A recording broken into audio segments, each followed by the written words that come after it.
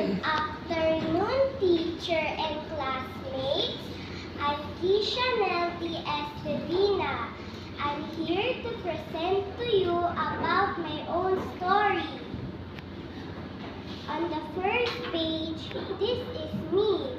I want to become a teacher someday.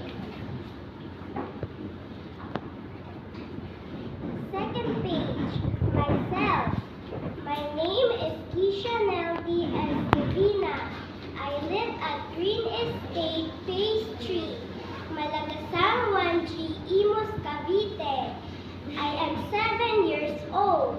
My birthday is on 24th of January. There are 5 members in my family. These are my father, mother, Sister Gray, Brother Keon, and me. My favorite subject is mathematics.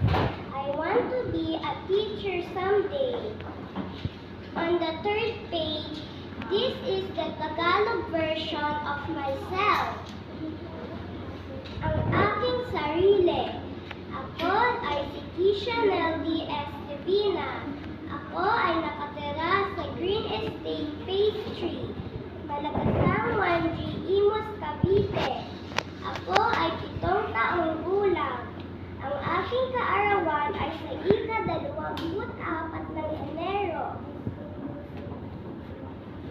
May 5 miyembro sa aking pamilya. Ito ay ang aking ama, ina, ate Gray, kuya Keon, at ako. Ang paborito kong paksa ay matematika. Gusto ko maging guro balang araw. Before we continue, we have 5 sense organs in our body. These are our eyes, nose, tongue, ears, and skin. Fourth page, my eyes. Our eyes are the greatest gift given to the mankind. I read books and see things around us with the help of our eyes. Our eyes are blessing of God. Fifth page, my nose. Nose is one of the sense organs used to smell. I smell and breathe through my nose.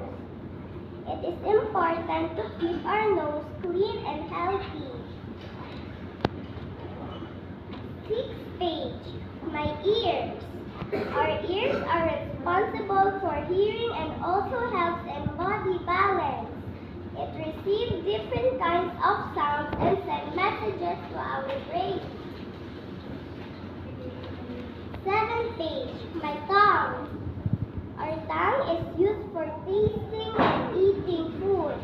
It has several small taste buds that detect different tastes like sour, sweet, bitter, and salty. 8. Tongue involves in speech and helps in producing sound. 8th page or last page, my skin. Our skin is the largest organ of the human body. Skin allows to feel touch, pain, and temperature changes. It protects us from heat, injury, light, infection, and regulates body temperature. My own story. Thank you for listening. This may end my presentation.